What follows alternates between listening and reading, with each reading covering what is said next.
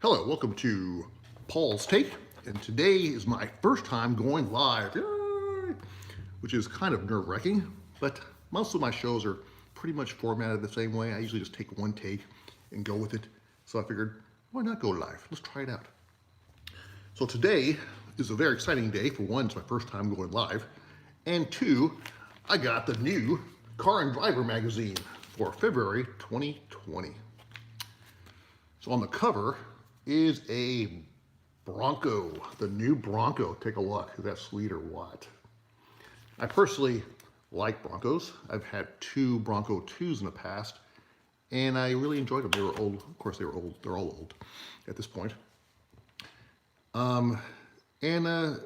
weren't the most reliable vehicles, and they did tip over, but they were cool looking.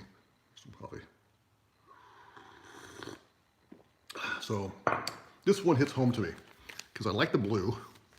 This one has 4 doors, which on this picture looks not bad. Now, let you know, I have not gone through this magazine yet. This is like an open box kind of a thing, where we're going to go through it together. So you get my reaction. So I don't know what's in here, except for the cover. And what else is in this magazine? So it says, is the 3 Series any good? BMW 330i versus Alfa Romeo Giulia, I don't know how to say that word. Giulia, I don't know. Genesis G70 and Volvo S60. And then it says, the next one is, A Star is Born, the 619 horsepower Polestar 1 tested. That's a new electric vehicle. All right, so the first page is an ad. Okay. Second page, introduction, more ads, nothing exciting. Table of contents, Bronco is back, return to center, which is, let's see here, comparison test between different sedans, what I just mentioned before, and learning curve.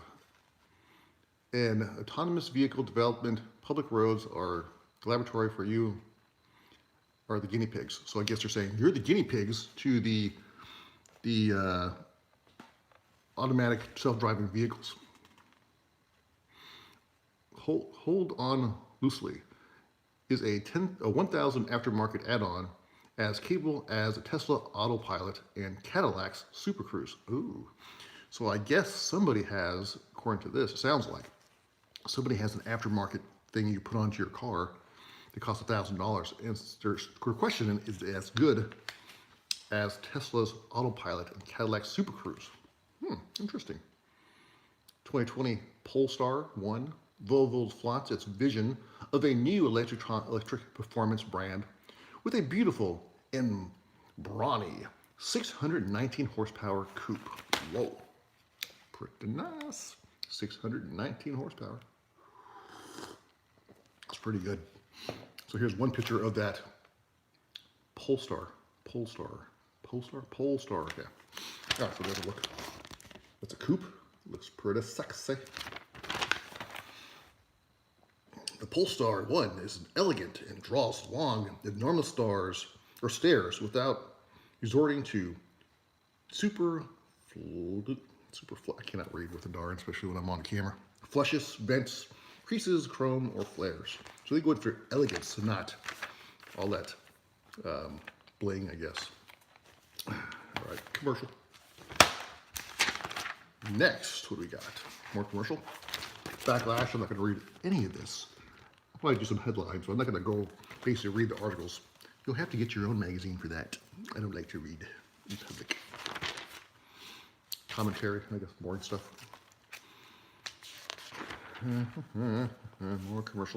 More commercials. So far, I have no views, so which is maybe a good thing. I don't know. Do I have? I do. No, I don't know. I don't think it tells me, which may be a good thing. I probably don't want to know. I think I have no views, but that's fine. I feel more comfortable that way. You can watch this on rerun. Okay, more views. You know, I always thought this was funny. This thing from, what's it called? Faster route now available. Oh, it's I guess we're not talking about the holder. But I've seen these holders on the commercials for as a Christmas present. I always thought that was really lame. You're gonna use up a cup spot for a cell phone holder. I use myself that little metal thing you put on the back of your cell phone, and then has a magnet on your vent. Pop it on there. You're good to go. All right. Let's see. Just more Industrial Light and Magic. Volvo's designer T. John Mayer builds lightsaber and sells them for up to $5,000. Well, there you go. If you want a lightsaber, chop your friend's head off. You can get one for $5,000. Not bad. Dollars and cents. Reality check. Another just article. Don't be seduced by red calipers. Buy only as good. Buy only as much car as you can afford. Well, yeah, that's a good idea. I think a lot of people are in debt because they're buying stuff that they really can't afford. Because I see a lot of guys at my work with really nice cars, and I wonder how can they afford them. All right.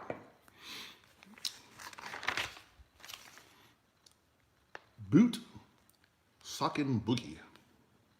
I don't know. I guess they're talking about this cool little looking dune buggy. I'm not going to read it. I'm not going to read that article. And a watch commercial, a watch ad. Another commentary on I'm that guy, the one who saved this fastest, guttiest driving for the very last lap. You'll never guess what happens next. And there's an article. I wish I could blame the car, but the big Kia was a blast at VIR, and I'd love to scapegoat, but up until then, the blinding orange stinger was, to use some technical jargon, ripping it real good. Ripping it real good. I got her. Anyways. All right. More ads for the Footliner. WeatherTech, man, they always buy out a large section of your car and driver magazine. I guess they're doing pretty good. All right, the Aldo Slipping was the car. It was at was for WeatherTech. And then now we have a commercial or ad for a food, or just more WeatherTech. Yeah, more WeatherTech. You got everything at WeatherTech. Food dishes for your car, I guess. Interesting. All right, here we go. The Bronco. The ad about the Bronco, or the article about the Bronco. I love that blue. The new Bronco is shaping to be exactly what you're hoping for. Ooh, by Joey Caparella. Ooh, there's a side view. Let me take a look. Let me observe it first. Okay. So remember, I'm getting the first look, just like you. So I'm gonna absorb it a little bit, and then I'm gonna let you see it. And I'm a little disappointed. Again. So here's the side view with all 4 doors of glory. What do you think of that? Helps you absorb it for a little bit. Get a, impression on it. See here, make sure it's the right angle there. Okay, so that's the Bronco in its full glory, 4 doors. And I'll tell you what I don't like about it. Let's look at it again. Okay, so the color's good. The basic style of it is good, but it looks too long. It's a very long looking vehicle. And when I think of a Bronco, I think of more of a short wheelbase. This one, they stretched it out. Look at how big that back door is. So it's fully like, I don't know, SUV. They should have made it, I mean, I could see a back door, but make it a small one. The wheelbase should be shorter, I think, for the proper look of the original Bronco. That's my gut reflex reaction to it. Overall, I like the design, but I think it's too long. So it's the big old, I was hoping for like a boxy looking, this is like boxy but long. Boxy but long. So, okay, here's a picture of the back. So, I mean, overall, I like the design of it. It looks good, except for the length of it. Like, look at the back. I'll show you. Check out the back. It's a nice back. Look, nice tail lights. I like how the spare tires on the back. It looks nice and brawly and barley. We're looking at brawly with nice looking wheels, all terrain wheels. Looks good. But, and here's the original. There's got pictures of the original Broncos, which shows you that they're not supposed to be long. They're supposed to be short. Look at that. So look how short those are. You can see that. You can see here. Where's my camera? So they're short. They're not long. I mean, the basic look of it looks good. It's just they made it long, make it shorter. I mean, I'd be even down. I mean, you know, I like the look of the two-door. In a vehicle like this, it probably should be four-door, but it should be a small four-door. Like almost like a half door, not a full door. The front looks really good. So there's the front of it. Very nice, right? Let me look. Just cut about a foot in the middle, maybe a foot and a half. I don't know. It's hard to say. How long that is. No. You know what it looks like to me in this picture? It looks more like that the original OG Jeep Cherokees. They were pretty big. They were four doors. They were kind of long and low. That's what it looks like to me. Excuse me. Ooh, my nose. This weather gets to my nose. All right, let's see what else we got. Okay. All right, well that's it. That's it. Let's see what they're. See if I can get a little summary on what they said about the Bronco. Okay, so.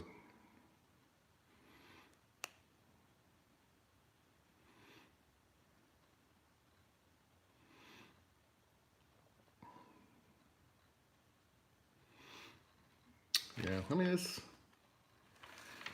it sounds like a good truck, but it's just, I wish they would have stuck to like the original Bronco look to it. You know what I'm saying? You'll probably like it though. It doesn't give you any specifications on, oh, it does tell you. Okay, so this one does not have a V8, but most people will just be fine selling with this Mills 270 horsepower-ish, 310 cubic pound-feet of torque. It has a twin turbo 2.7 liter V6. So that's good. So you probably get relatively decent gas mileage. Okay, and then it says likely increase those numbers to around 325 horsepower, 400 pounds of torque.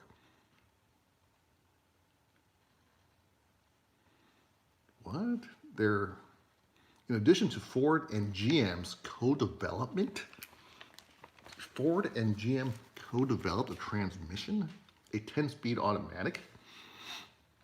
They're competition. You're not supposed to co-develop anything. You're supposed to make something to beat them. Well, I guess it saves them money, but it's interesting.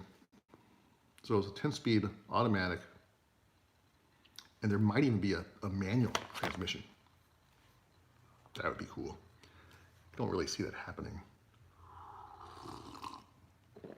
Especially in a big old SUV like that. Now, if it was a two-door, I could see a manual. But a four-door, don't really see it. But if they make one, it would probably be cool. All right, what's next? Return to the center. The new generation of one of our favorite cars is an excuse to take the pulse of one of our favorite segments. And they're talking about sedans. But I gotta say, they got the Hyundai, or the Genesis, I guess. They got a, what is that? I don't know what that is. Is that a Volvo? I don't know.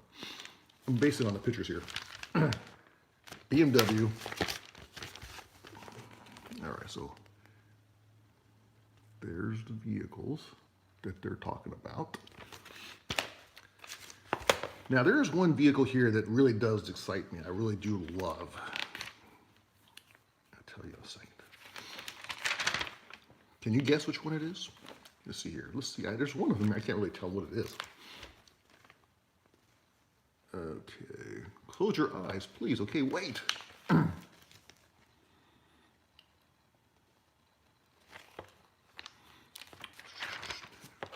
here we go. What is that? Is that a Volvo? Yeah, it is a Volvo. Interesting. So, we have the 2019 Alfa Romeo Giulia TI Sport Q2. And the base price, so the prices on that is $44,740 for the base, and prices tested is $52,990. The 2019 BMW 330i starting price is $41,245, and the price is tested as $59,220. The 2020 Genesis G70 2.0 Turbo, that starting price is much lower at $36,445. I'm sorry. Yeah, that's it, right? Okay, whatever. And the Volvo, so that was the base price. The price is tested as $44,895. So that's nearly $10,000 less than the other ones. And the 2020 Volvo S60 T5 Momentum, and that's actually pretty cheap too. That starting price is $37,045, and the price is tested as $46,240. And actually, that is right there with Hyundai, or I'm sorry, Genesis. And so the one vehicle that I really like the way it looks, and I've heard really good things, is the Alfa Romeo. I don't know where they came from. They were gone for a while. I guess they used to sell cars a million years ago. Maybe they continued making them overseas, but they stopped making them here for a while. But when they came back, their cars are awesome. They look great. They perform great. I don't know enough about one where I would potentially buy one, but if I was going to buy one out of these vehicles, that's the one I'd be excited about. That's the one I would want to run over. I mean, I would run to the Alfa Romeo dealership, find out as much as I could, and hopefully it would be the one that made sense as well, because I don't know enough about them. I don't know what the maintenance is. I don't know how much it costs to change a light bulb, or brakes. So that would be important to find out. Can anybody work on them? Get to take them to an Alfa Romeo dealership, which I have not even seen one. Okay, so let's see here. So fourth place went to the, can you guess? You thinking Hyundai? No. The Volvo. The Volvo came in fourth, which means last in this competition. The Plus. Sleek and serene, a comfy place to pass the miles. The Minus. Not interested in your windy roads and squealing tires. Arsenal Tees. Oh man, I cannot read. Anyways, a cardigan pattern vinyl wrapper would be fitting, and that's okay. I don't know, whatever. So I guess they're saying it's boring. It's comfortable. It's a nice place, probably a very safe car. That would be my last choice in this group, and that's what they picked as well. It just looks boring. Boring. Okay. Should we do the 0-60 times and stuff? Let's do the performance before we continue on. Okay, so the test results. Acceleration, 0-60. Who has the fastest one? Who'd you guess? Are you thinking BMW? No. You know it's not going to be Genesis. And you know it's not going to be Volvo. It's going to be between BMW and Alfa Romeo, that's my guess, my prediction is correct. First comes Alfa Romeo, 0 to 60 in 4.6 seconds, whereas the BMW does it in 5.1 seconds. The Genesis does it in 6.4 seconds, and the Volvo beats the Genesis at, where'd it go, 6.1 seconds. So that's pretty good. Let's see here. So, I mean, they're all fine, but definitely, if you're getting the BMW, the Alfa Romeo, you're going to feel like you're driving a fast car. The other ones, eh. All right, 0 to, let's do quarter mile. Quarter mile, just for fun. Okay, Alfa Romeo again, kicks butt at 13.3 seconds at 104 miles an hour. The BMW does it in 13.8 seconds at 100 miles an hour. And then it's the Volvo at 14.6 at 98 miles an hour, and the slow Genesis at 14.9 at 96 miles per hour. Anything else interesting? Handling, whoa, I'm surprised to see this. So, oh no, that's not handling, that's braking. So that's not a big deal. Braking, there's a tie between the BMW and the Genesis at 151 feet, and then Alfa Romeo at 159 feet, and Volvo at 163 feet. I'm sure they're all plenty fast enough to stop. Who wants to stop anyway? It's all about going. Now here we go. Now the road holding 300-foot skid pad. So this is like how well it handles, and the higher the number, the better. So the winner on this, whoa, this is surprising. So the BMW, well, that's not really surprising. BMWs are very well handling cars, so that one can do it in 0.99 Gs. The second place goes to the Genesis at 0.94 Gs, and then the Alfa Romeo at 0.93 Gs, and then close behind the Alfa Romeo is the Volvo. So it tells me that the Alfa Romeo doesn't handle as well as it should. The weight, the lightest one is the Alfa Romeo, which is always cool. And we'll get right to who does the best miles per gallon. I'm not going to go through all the numbers, but we'll just do with they had a 1,100 mile trip, and we'll see which one did the best on that trip. So as of right now, the last place goes to Alfa Romeo, tied with the Genesis at 22 miles per gallon, which for a performance car is probably, when they're testing it, they're probably got a pretty heavy foot. It's not horrible. The next is the BMW, has 24 miles per gallon, and the Volvo, because it's so slow, is 25 miles per gallon, which is really good for a big vehicle, and I'm sure they were still pushing it. So that's really good. And we don't care about the sound. All right. So the interior, I like to look at interiors of cars to see which one has the best. So here's a Genesis. Oh, so let's see here. So now go back to, as we're flipping around, we're seeing who came in third place.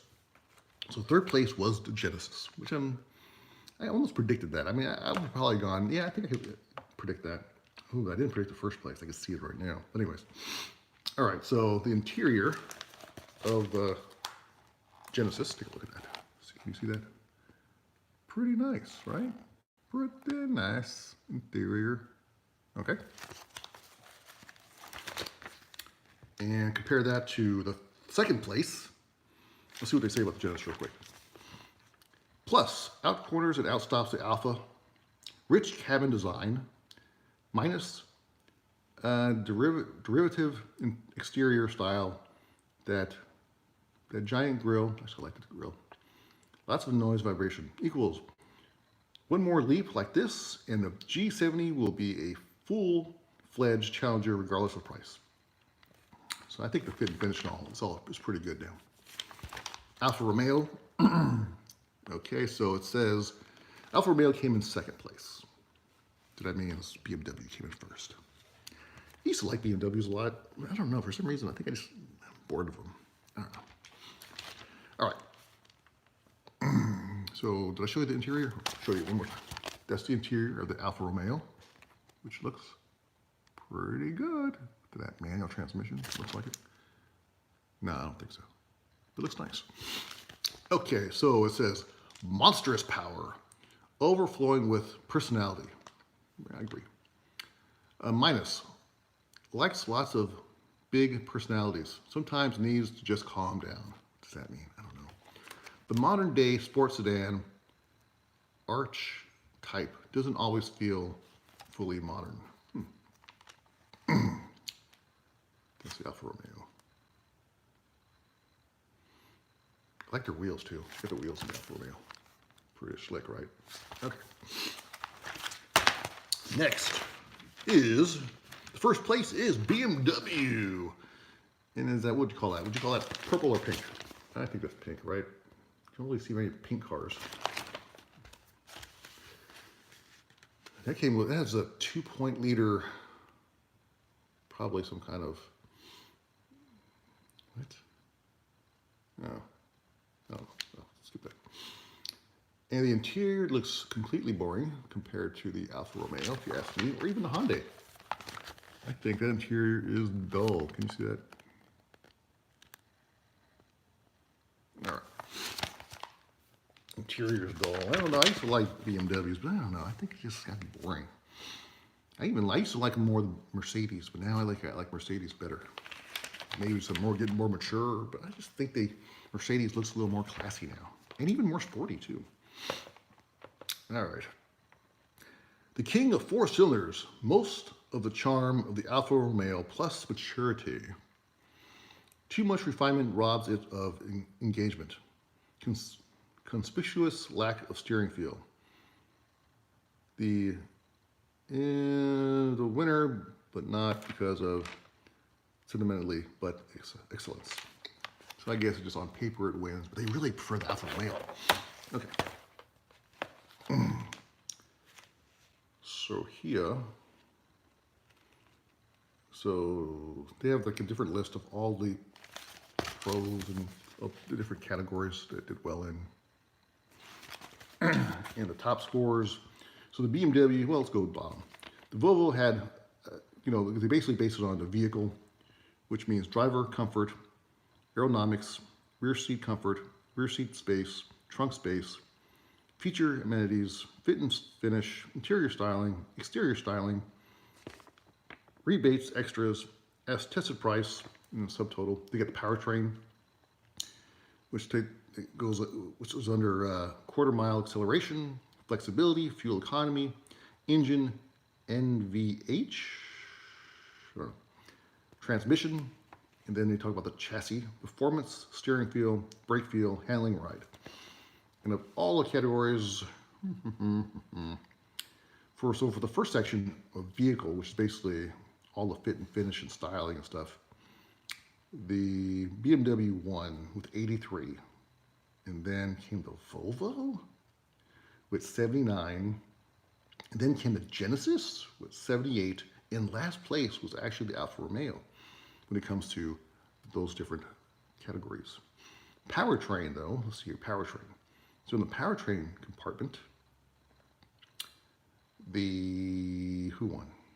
BMW still won with 48, and then goes to Alfa Romeo with 46, and then there's a pretty big jump down to the Volvo at 41, and the Genesis at 36. And then there goes the chassis with all the steering stuff, the steering feel, performance, braking feel, handling, ride. And in that category, again, the BMW wins in all categories. Wow. With the Alfa Romeo coming second with 52, and then the Genesis at 50, and the Volvo at 45. You notice, here's something I noticed, that the BMW and the Alfa Romeo were pretty much competitors. And then the Genesis and the Volvo were more on par. And the price reflected as well, because the BMW and Alfa Romeo were similar priced, and the Genesis and Volvo were similar priced. So it's almost like two different categories, if you ask me. So between the categories, well, we all know, I would have gone with the Alfa Romeo for the performance higher end category. And I would have gone with the Genesis for the more slower, comfortable category.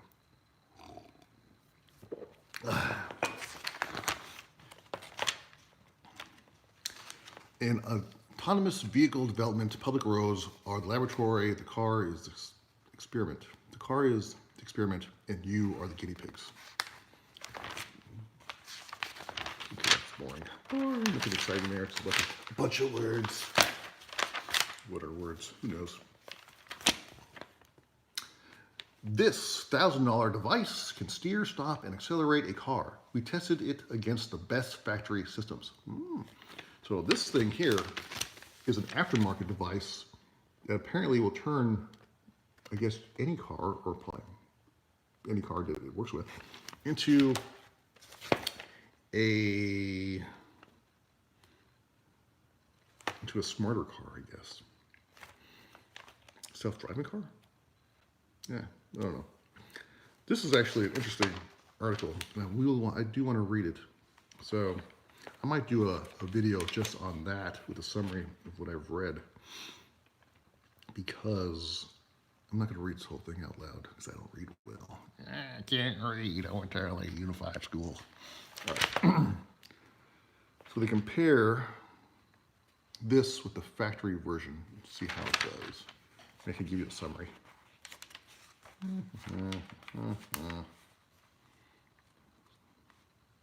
How does it work?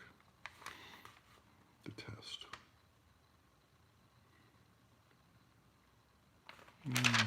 Yeah, I have to read that out. Read it completely. I can't even really give you a summary of it. I'm not really sure what I'm looking at. I just, like I said, I didn't pre-look at this magazine. I think next time I will. If I do another open magazine video, I think I'm going to go through it first and kind of get a skim of what's inside of it. So I guess this thing is called the Comma AI. Is that what it's called? I guess that's what it's called.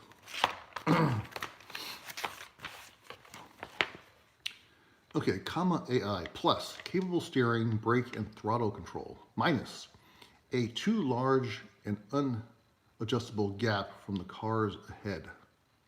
Oh, well, that's not a bad thing. Slows substantially for curves. Flashes unnecessary warnings. Equals if this is what's possible with a single camera. Ooh, single camera. Perhaps the hardware requires for self-driving won't be as extensive as expected. Oh, I guess they like it for the most part. Wow. Interesting. Well, I guess it just sticks on your dashboard. Look at that. Or on your windshield. So that's the unit right there. It has one camera, and I guess it connects to the brains of your car. And then all of a sudden you have a self-driving car, just like that. And I guess it's only about $1,000. I'm not sure if that includes installation. Like I said, I'm going to read this. That's very interesting.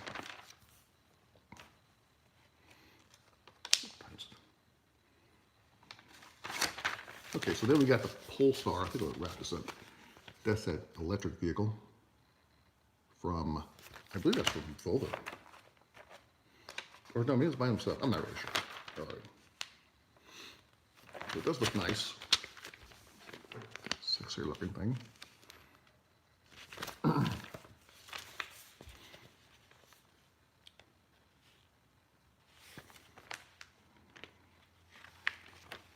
Yeah, so it is made by Volvo. I guess that's their electric version, or what they're calling their electric vehicles, Polestar.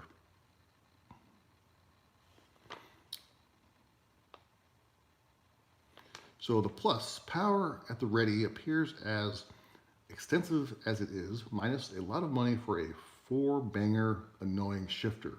It weighs how much?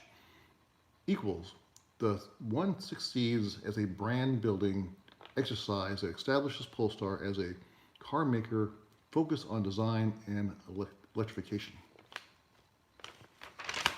Let's see, oh, here we go. So the price is only $156,000. And let's see, what's the 0 to 60? That's the important thing.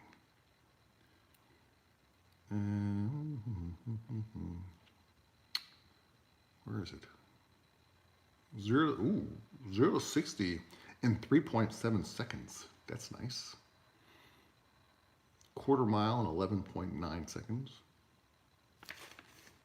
And let's see here. weighs 5,184 pounds. The road holding on a 300-foot skid pad is 0.95 Gs, which isn't bad. What? I thought this was an electric car. I'm confused. Fuel capacity. What is that fuel capacity? It's 15.9 gallons. Maybe so. Is this a, what's it called?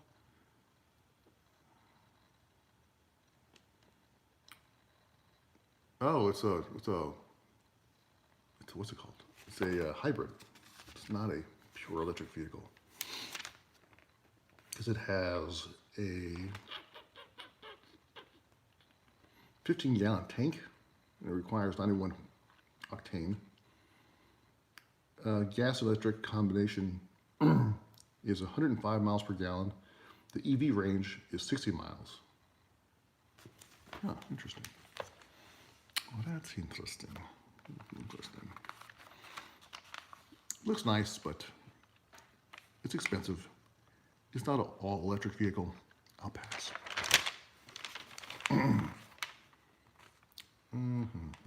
rundown. So now we're getting near the end of this magazine. And I guess Audi has a new RS6 Avant establishes a strong foothold in hostile territory. It's pretty nice though. I kind of like it. It doesn't look like an, what did I say it was?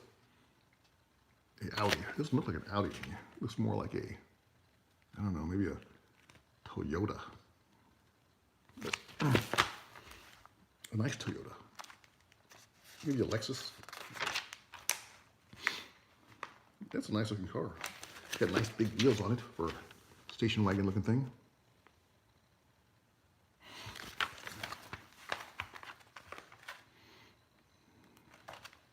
Zero to 60 in 3.4 seconds. What's in this thing? $120,000.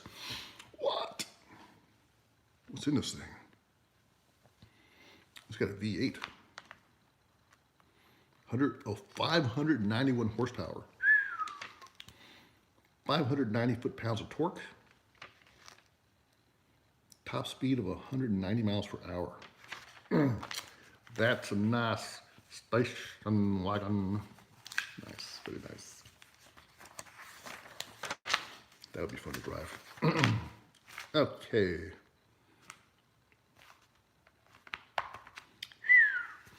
Birds of a feather. For $7,300 more than the 443 horsepower 911 Carrera, the 4S gains all-wheel drive and well. That is the new 998 generation rear-wheel drive. Okay, anyways.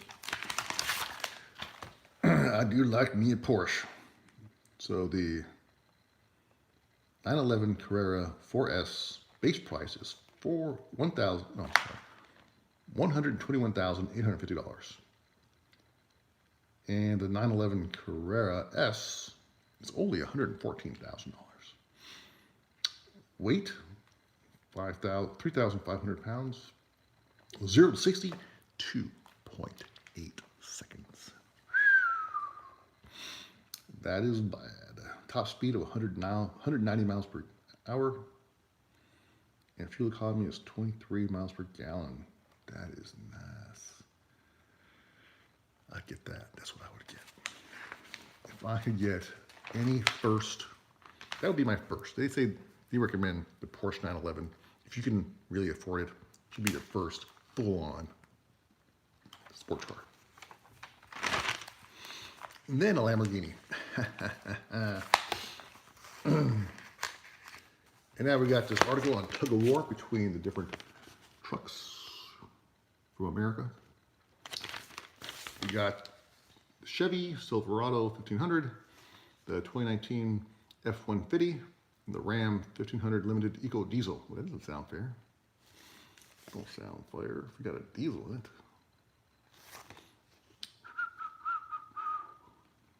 Let's see here.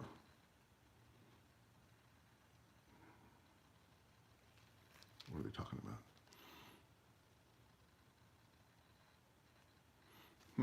All right, I guess they're saying, they're all diesels. They all have diesels.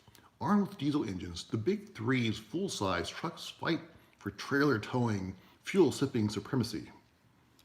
Well, who wins? Let's go right to it. Who wins? This is like a, what do you call it? When you tell somebody at the end of the movie, I forgot what they call it.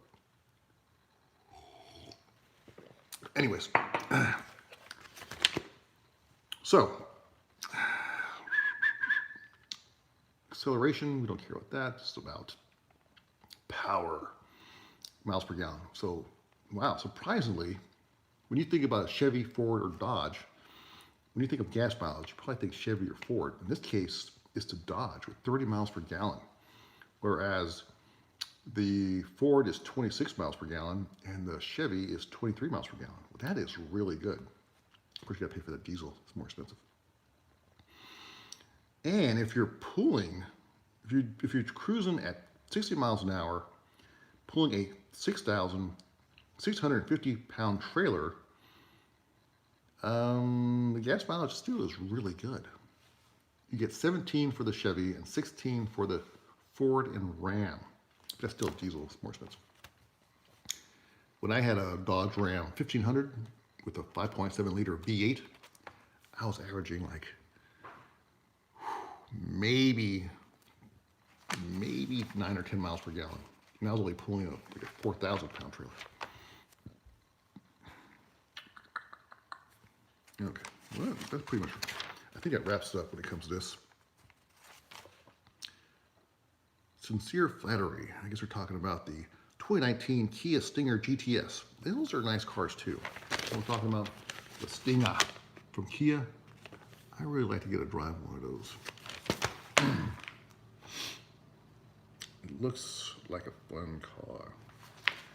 Price, I mean, it looks like, the look of it looks like a very expensive car, and they're not exactly cheap, but I guess for what you're getting is a pretty good deal. So the base price is $44,995. Comes with a twin turbocharged, intercooled, dual overhead cam, 24 valve, V6, aluminum block, and heads, direct fuel injection. Displacement only 204 cubic inches. Power is 365 horsepower. Torque is 376 horsepower. Transmission is an 8-speed automatic. Weighs 4,000 pounds. 0 to 60, not bad. 4.3 seconds. And it's a 4-door. And it looks nice on the inside. Now, my thing about Kias and Hyundais, and Genesis probably, is I actually used to sell Kias, and I really do like the way they drive. At the time when I worked for them, the gas mileage was not good. And also, it seems like when you first buy them, they seem great, but I still question their longevity.